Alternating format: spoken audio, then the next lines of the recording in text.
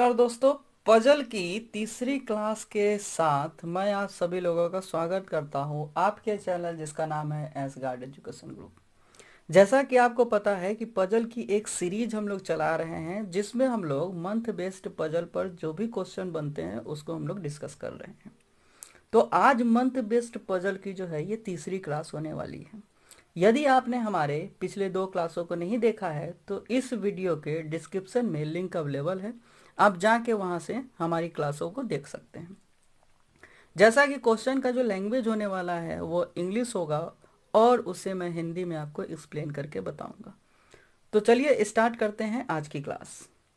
तो आज की क्लास का जो हमारा क्वेश्चन है वो है 7 person JKLMNO and P are attending the seminar on different month: January, April, June, August, October, November and December, but not necessary in the same order. P attend a seminar in November. K attend seminar on a month which has 30 days. P attend seminar immediately before or after M. 3 person attend seminar between P and N. 3 person attend between L and O. Who attend after L?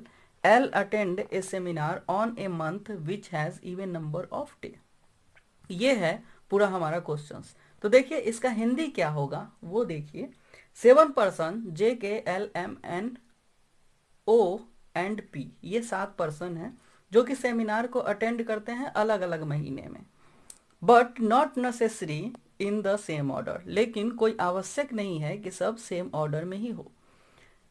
M attend a seminar in November, जो हमारा M है वो seminar को attend करता है नवंबर month में। के attend seminar on a month which has 30 days, और जो हमारा के है वो सेमिनार को 30 दिन वाले महीने में अटेंड करता है।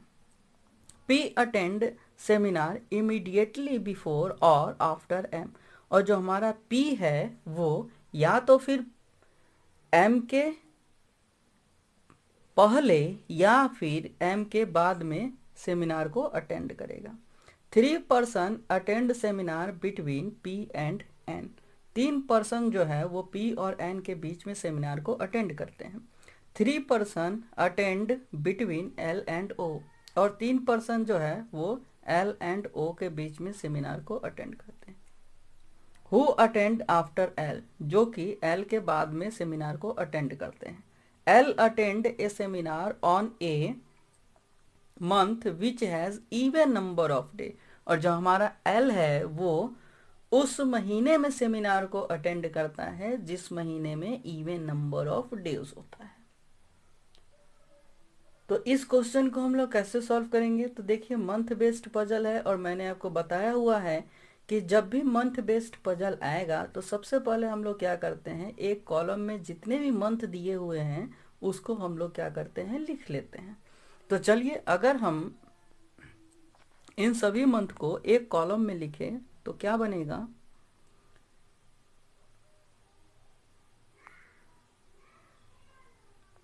जनवरी, फिर नेक्स्ट मंथ है हमारा अप्रैल, फिर जून, अगस्त, अक्टूबर, नवंबर और दिसंबर।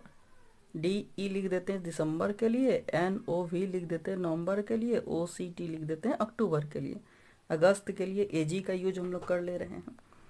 अगर दिनों की बात किया जाए तो जनवरी में आपको पता है 31 डेज होते हैं।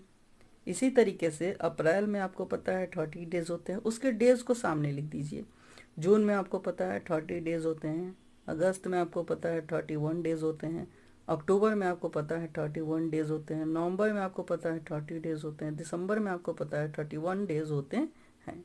तो इन सभी डेज को भी हमने सामने से लिख दिया। अब हम दो पॉसिबिलिटी लेके चलते हैं, इसलिए दो कॉलम हमने बना लिया, क्योंकि अगर हमारी कोई एक पॉसिबिलिटी गलत हो जाए तो तुरंत हम दूसरे पॉसिबिलिटी के ऊपर स्विच कर सकें। पहला जो स्टेटमेंट है वो है M attend a seminar in November, तो जो हमारा एम होगा वो नवंबर मंथ में जाएगा, तो नवंबर में हमने दोनों पॉसिबिलिटी में एम बना दिया। फिर बोला गया है के attend seminar on a month which has 30 days. यहाँ पर ये वर्ड है के अटेंड सेमिनार विच है a month which has 30 days. मतलब के हमारा कहाँ कहाँ हो सकता है, तो देखिए यहाँ पर 2 मंथ ऐसे हैं जो कि 30s के हैं, जैसे अप्रैल और जून। तो के हमारा या तो फिर जून में हो सकता है फर्स्ट पॉसिबिलिटी के हिसाब से अगर देखें तो, और या तो फिर हमारा ये अप्रैल में हो सकता है। तो हमने 2 पॉसिबिलिटी में दोनों जगह पर के को पुट कर दिया। फिर बोला गया है P attend a seminar immediate before और आफ्टर एम। मतलब जो हमारा पी है वो सेमिनार को अटेंड करता है या तो फिर एम के तुरंत पहले या तो फिर एम के तुरंत बाद। तो अगर पहली वाली केस में देखें तो एम तो हमारा नवंबर में है, तो इसके तुरंत पहले मतलब अक्टूबर में पी हमारा होना चाहिए। तो फर्स्ट वाले केस में हम लोग पी को ऊपर बना देते हैं। या तो फिर इसमें एक और वर्ड बोला गया है कि आफ्टर एम, जो हमारा पी है वो आफ्टर एम भी हो सकता है, मतलब एम के बाद में भी सेमिनार को अटेंड कर सकता है। मीन्स सेकेंड वाले केस में हम लोग क्या करते हैं, पी को नीचे बना देते हैं। तो दोनों केस हमारा सेटिस्फाइड हो जाएगा। 3 person attend seminar between P and N. 3 person हैं जो कि सेमिनार को अटेंड करते हैं पी और एन के बीच में। ठीक,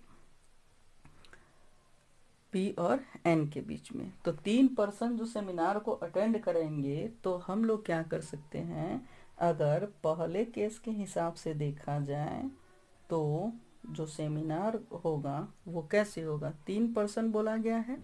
तो अगर पहले केस के हिसाब से देखें तो 1 पर्सन, 1 पर्सन यहाँ, 2 पर्सन और यहाँ पर 3 पर्सन। तो 1 पर्सन यहाँ, 2 पर्सन यहाँ, 3 पर्सन यहाँ। तो जो हमारा एम होगा वो ऊपर होगा, सॉरी एन नॉट एम, तो एन हमारा ऊपर होगा। ठीक, अगर सेकेंड वाले केस में हम लोग देखें तो पी हमारा सबसे नीचे है, तो 1 पर्सन ये हो गया, 2 पर्सन और ये 3 पर्सन, मतलब 3 पर्सन छोड़ के हमारा एन यहाँ होगा। नेक्स्ट चलते हैं, नेक्स्ट स्टेटमेंट क्या कहा गया है, 3 person between L and O, और एल एंड ओ के बीच में भी क्या है, 3 पर्सन है। तो एल एंड ओ के बीच में 3 पर्सन। तो अगर हम लोग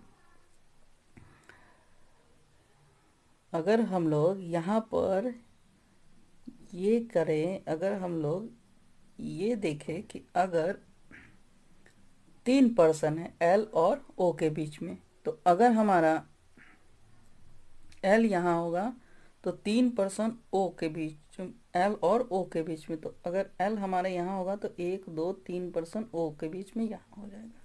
ठीक, तो ये जो कंडीशन है वो क्या है, और क्या है कि हु आफ्टर एल, मतलब एल के बाद में वो सारे पर्सन होने चाहिए। तो उसके लिए हमको क्या करना होगा कि एल अगर यहाँ बनाते हैं तो 1 2 3 पर्सन छोड़ के हमारा क्या हो जाएगा, यहाँ पर ओ हो जाएगा। ठीक, अब देखिए अगर पहले वाले केस में आते हैं तो एल, अब यहाँ पर अगर हम लोग एल को पुट कर रहे हैं तो 1 2 3 पर्सन यहाँ नहीं है।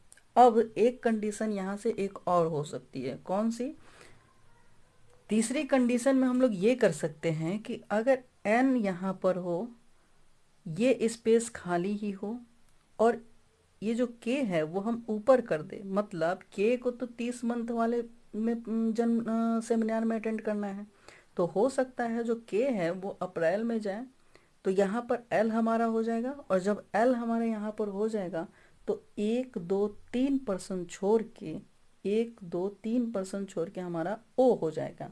और यहाँ पर जो 2 कॉलम जो बने हुए हैं उसमें आपको पता है एम होगा और ये पी होगा। फिर बोला गया है उसके बाद में हमारा जो बच रहा है वो एक वर्ड बच रहा है जे, तो जे हमारा यहाँ फिल हो जाएगा। तो इस तरीके से ये वाली जो कंडीशन है वो करेक्ट मानी जाएगी हमारे क्वेश्चंस के अकॉर्डिंग। यहाँ पर जब हम आते हैं तो यहाँ पर देखिए के यहाँ पर आ गया, तो इसलिए ये रॉन्ग होगा। और यहाँ से एक कंडीशन और हम लोग बना सकते हैं कि अगर के को हम लोग ऊपर कर ले तो हमारा जो क्वेश्चन है वो पूरी तरीके से रीअरेंजमेंट हो जाएगा। तो ये जो है वो आज की क्लास का पजल था। उम्मीद है आपको पसंद आया होगा। नेक्स्ट क्लास के साथ मैं बहुत जल्द हाजिर होऊंगा, तब तक के लिए धन्यवाद।